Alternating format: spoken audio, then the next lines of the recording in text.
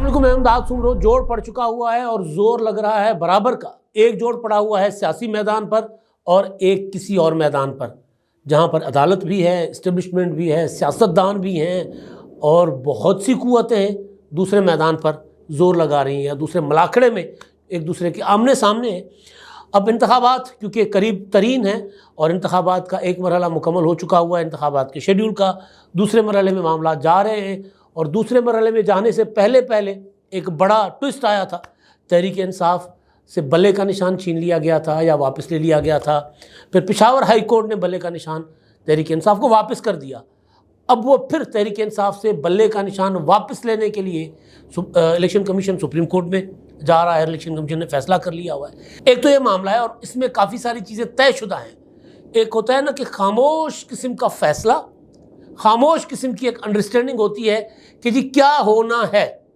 तो खामोश किस्म की जो अंडरस्टैंडिंग है, कहीं वो जो खामोशी से काम कर रहे होते हैं, जो नज़र नहीं आते, वो उन्होंने ये फैसला किया हुआ है कि भाई कुछ भी हो जाए, कितने बड़े फैसले क्यों ना आ जाएं, मगर तहरीक इंसाफ इमरान खान नहीं काटा।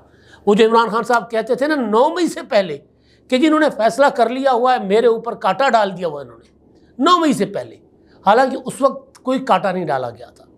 अगर उस वक्त कांटा डाला जाता, उस वक्त कहा ये फैसला हो चुका होता कि जी इमरान खान माइनस हैं, तो फिर 22 अप्रैल 2022 को इमरान खान 10 अप्रैल 2022 को इमरान खान की हुकूमत गई थी और इमरान खान दनदनाते फिर रहे थे, जलसे कर रहे थे। अच्छा, आपको प्रॉब्लम होगी, परेशानी होगी, ये बार बार लाइट कर रही ब्लिंक।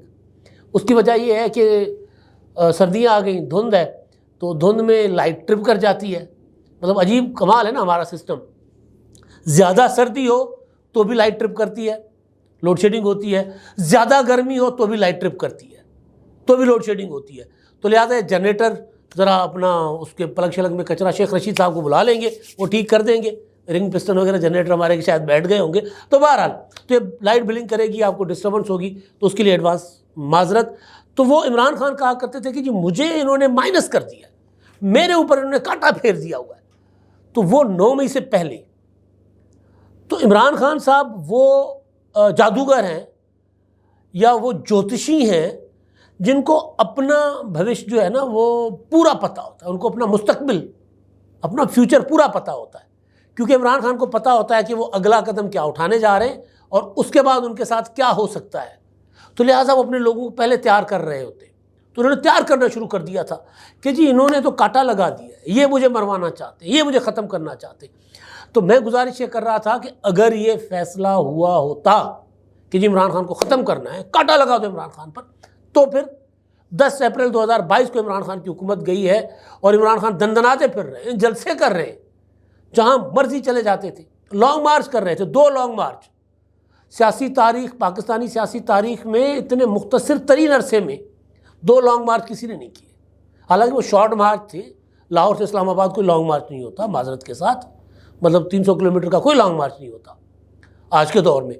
तो एक लॉन्ग मार्च इमरान खान ने किया था 25 मई को, एक लॉन्ग मार्च इमरान खान साहब ने किया था 28 अक्टूबर को, और फिर 26 नवंबर को उसको जो, क्योंकि उसका सिलसिला टूट गया था वज़ीराबाद में इमरान खान पर हमले के बाद, तो फिर वो मैं आर्मी चीफ लगने नहीं दूंगा, वो था ना असल। तो असल कहानी इलेक्शन नहीं थी। इमरान खान इंतखाबात कभी, वो होता है ना कि इंतखाबात वो हो जिसमें सारा कुछ मुझे बना बनाया दे दिया जाए, वो इंतखाबात हो। आजकल दूसरे भी यही कह रहे हैं वैसे, मतलब जो इमरान खान के मुकाबले में जो है ना, वो भी यही कह रहे हैं कि सारा कुछ बना बनाया का हमें दे दो थाली में, बस परोस दो और हम खाना शुरू कर दें। ना हम कोई चावल साफ़ करेंगे, ना हम आग सुलगाएंगे, ना हम देग धोएंगे, हम कुछ नहीं करेंगे, हमें बना चना के सारा कुछ दे दो और हम खाएं बैठकर। तो वही इमरान खान साहब चाहते थे। इंतखाबात वो नहीं चाहते थे, लेकिन उनकी जो पूरी तहरीक थी ना, वो तहरीक थी कि आर्मी चीफ आसिम मुनीर को नहीं लगने दूंगा। उस पर उन्होंने लॉन्ग मार्च किया था। तो अगर काटा होता, अगर इमरान खान को जेल में रखना मकसूद होता, तो उस वक्त भी रख सकते थे।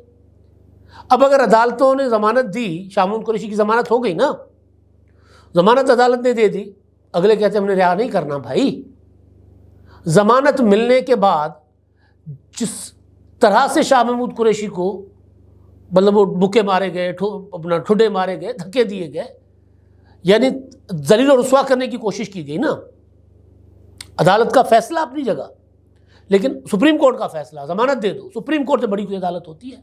लेकिन यहाँ तय था कि उनको बाहर नहीं आने देना, तो फिर ये दुनिया को दिखाया गया कि ये, और अदालत को भी मेरा ख्याल है कि ये, इसको हम बाहर आने देंगे, नहीं आने देते, जाए, इसके ऊपर 9 मई के मुकदमा आते हैं।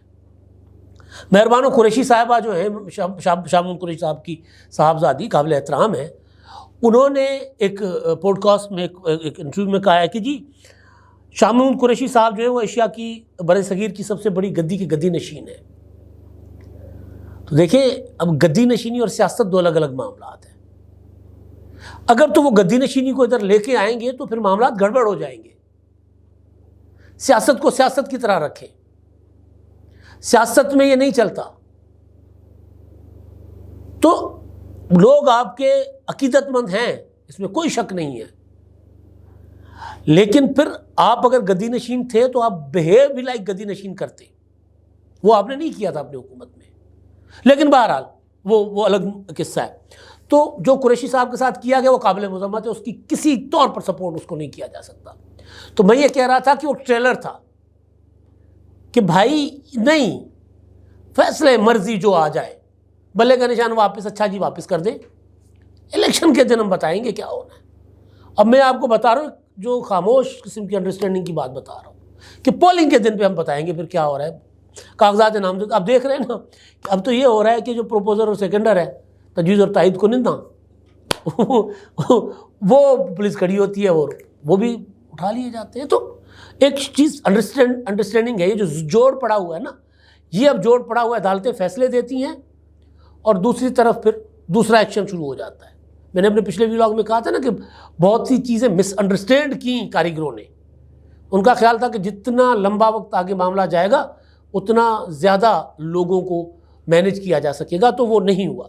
तो ये तो है सियासी और अदालती, अपना इस्टेब्लिशमेंट और अदालती महाज पर मामला। शामून कुरैशी साहब के साथ जो कुछ हुआ है, अगर कल को इमरान खान को ज़मानत मिली तो मुमकिन है इमरान खान साहब के साथ शायद इससे भी ज़्यादा बुरा हो पब्लिकली, क्योंकि अब ये तो तय है कि इमरान खान के लिए लोगों ने निकलना नहीं है, ये तय है। वोट डालने लोग निकले, ये एक अलग बात है। पोलिंग डे पर लोगों ने कागजात नामजदगी भी जमा करवा दिए हैं। अब वो जिनके कागजात नामजदगी जमा हुए हैं और जिनके मंजूर होंगे, और अगर बल्ले का निशान बरकरार रहता है, वो PTI के निशान पर इंतखाब लड़ेंगे अगर, तो उनके पास वो नेटवर्क होगा या नहीं होगा। पंजाब में कह रहा हूँ मैं, खैबर पख्तूनख्वा में शायद हो, यहाँ कोई नेटवर्क होगा कि नहीं, वो मुकाबला कर पाएंगे कि नहीं, वो एक अलग सवाल है।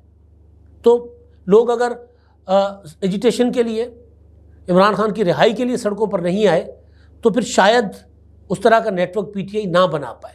लेकिन उसके बावजूद एक बड़ा जो मंसूबा है ना, उसके लिए एक बड़ा ख़तरा ज़रूर है। अच्छा, अब एक महाज ये है, और इसमें ये खामोश एक अंडरस्टैंडिंग और खामोशी से एक फ़ैसला किया। दूसरा है सियासी महाज। सियासी महाज पर 2 सियासी जमातें, ज़रा पीपल्स पार्टी तो डे 1 से मुतहरिक है। बलोचिस्तान पर आसिफ जरदारी पिछले 1.5-2 सालों से काम कर रहे थे इन इंतखाबात के लिए, और कराची पर मतलब उन्होंने जिस तरह, और सूबे के दूसरे शहरों में जिस तरह उन्होंने सारी अपनी फील्डिंगें मजबूत कर ली कि यार इंतखाबात के टाइम पे कोई ये ना हो कि कोई आकर यहाँ पर कोई ताज बन जाए और हम देखते रह जाए। तो उन्होंने बंदोबस्त पूरा रखा हुआ था, विजिलेंट थे, पहरा दे रहे थे, खड़े होकर चौकस थे कि कुछ हो ना जाए।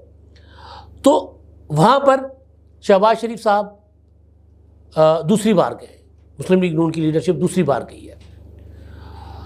पहले भी गए थे, MQM वाले भी आए थे यहाँ पर लाहौर, दूसरे जो GDA वगैरह के लोगों से राब्ते भी थे इनके।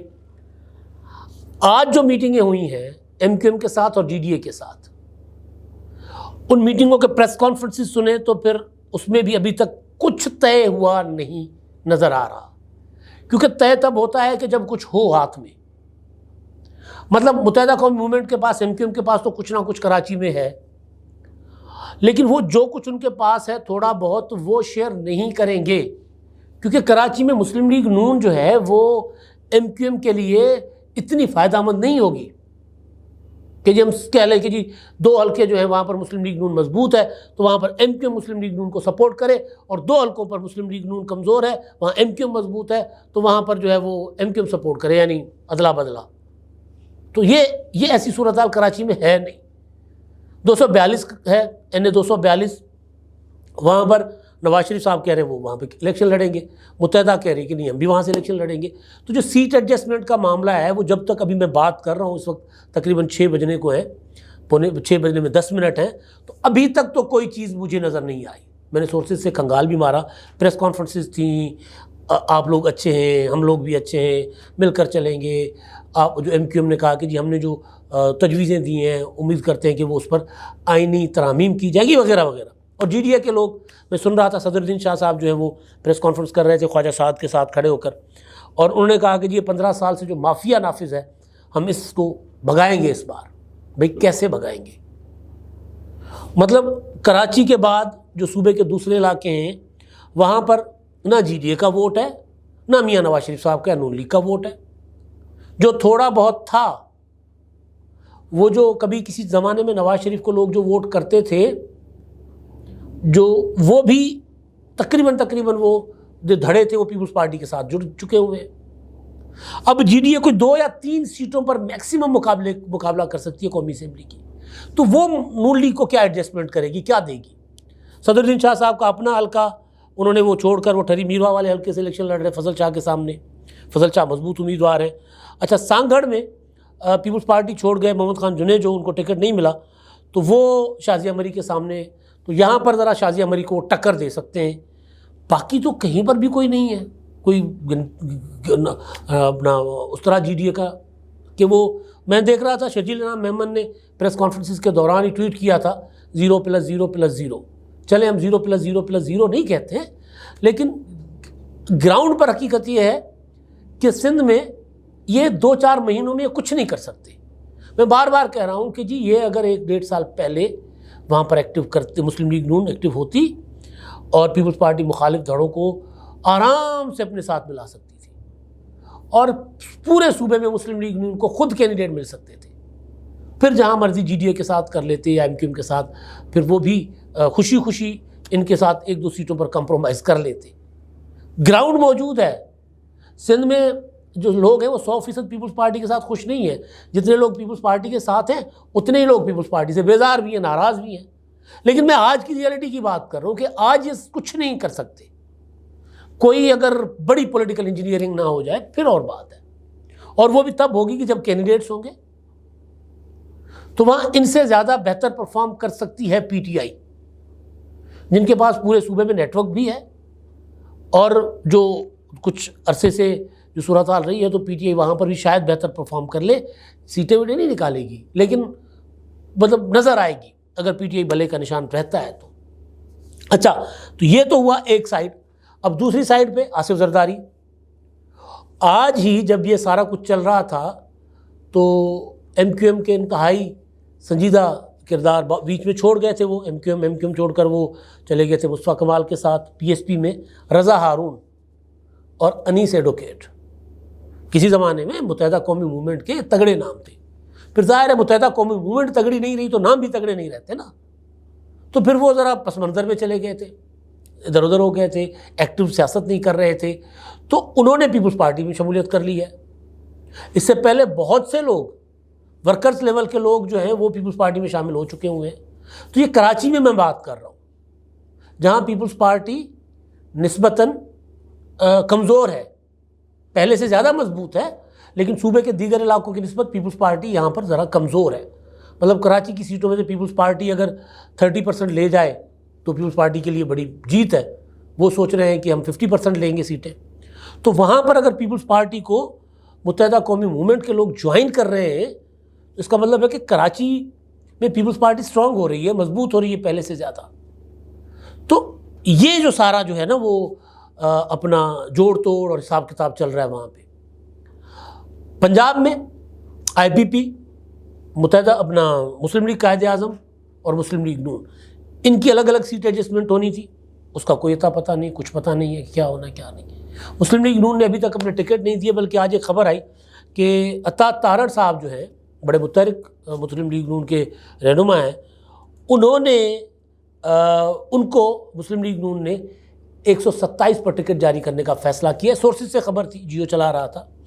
इन 127 यानी बिलावल भुट्टो के सामने शाइस्ता परवेज़ तो फिर भी बहुत मजबूत उम्मीदवार थी, लेकिन अगर बिलावल भुट्टो हैं और बिलावल भुट्टो के लिए पूरा जोर लगाया जाएगा, पैसा खर्च होगा, पार्टी का फोकस होगा, और दूसरी तरफ अगर पीटीआई को गुंजाइश नहीं मिलती इलेक्शन लड़ने की और मुकाबला अगर हो जाता है 1 on 1, तो ये बड़ा दिलचस्प मुकाबला होगा। यहाँ सही जोड़ पड़ेगा फिर, और बिलावल अगर लाहौर में आकर टक्कर देंगे इस सीट पर, तो फिर सियासी तौर पर एक बड़ी कामयाबी होगी लाहौर में पीपल्स पार्टी के लिए। अब तक के लिए इतना ही। अल्लाह हाफ़िज़।